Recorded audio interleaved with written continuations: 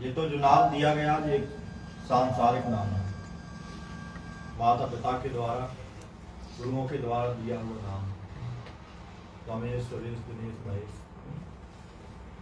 लेकिन वास्तव में हम कौन हैं इसको भगवान ही जानते हैं, या जब उस गहराई में पहुंच जाए तब, ध्यान और समाधि की गहराई में, तब पता चलता है हम कहाँ से आए, क्या करने के लिए आए, कौन हमारे वास्तव में माता पिता है, कस्टम कौन खुद आया था, कामी जन्मी कौन था, कौन हमारा पिता है, कौन हमारी माता है। तो इसका विचार करना है, खोज स्वयं की, प्रेम परमात्मा से और सेवा संसार की। ना हार बोलो ना घर बोलो, न हो जिंदगानी में इस तरह से रहो जिस तरह कमल रहता है पानी में। नहर यानी कि शंकर जी को बोलना है, शिव जी को, न घर को भूलना है, अपनी जिंदगी में जीना है। कैसे जीना है? जिस प्रकार से कमल पानी में रहता लेकिन पानी में लिप्त नहीं होता, एक बूंद भी उसके पत्ते पर नहीं ठहर पाती, इसी प्रकार से हम संसार में नहीं, लेकिन संसार में नहीं खोना है। संसार में तुम जितने जकड़ोगे, जितने खोगे अपने आप को, उतनी ही निराशा हाथ लगेगी।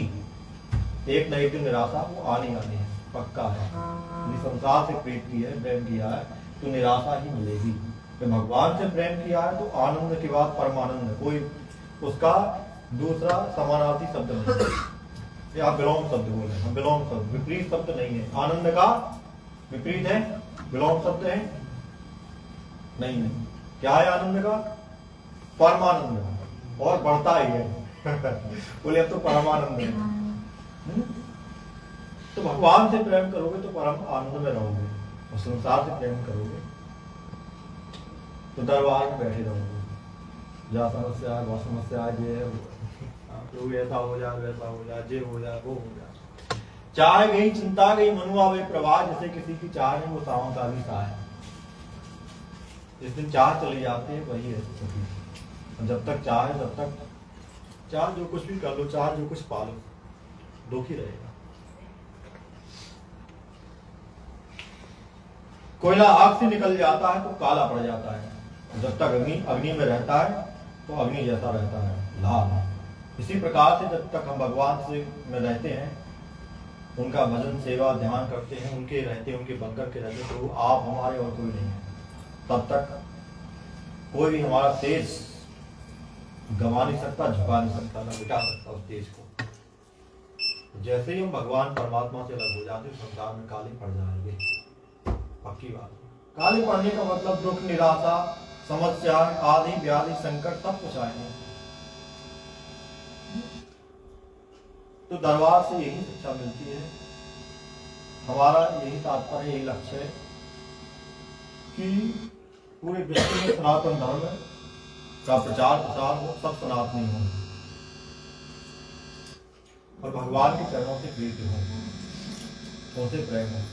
दरबार लगाने का बस मात्र एक ही ध्येय, हमारा एक ही लक्ष्य है कि भगवान से प्रेम हो जाए। जब तुम्हारा बिना बताए, बिना पूछे पर्चे पर लिख दिया जाएगा, या तुम्हारी कोई बिगड़ी बन जाएगी, तो तुम निश्चित तुम्हारे राम की हो जाओगे, भगवान की हो जाओगे। बस चलते हैं, विलंब ना करते हुए दरबार की ओर। दरबार में किसी प्रकार की कोई चोरी नहीं बताई जाएगी। जो चोरी के निमित्त बैठा है तो चोरी नहीं बताई जाएगी। ये पुलिस का काम है, पुलिस विभाग का। वहां से आप हमें अपनी सूचना दें, जो भी जैसा करना हो कार्रवाई करवाएं। यदि हाँ वहां से लिखित में ले आते तो हम सहयोग कर सकते हैं, प्रशासन का कोई लेटर ले आते हैं तो हम सहयोग कर सकते हैं कि किसने की है, क्या है, क्या नहीं।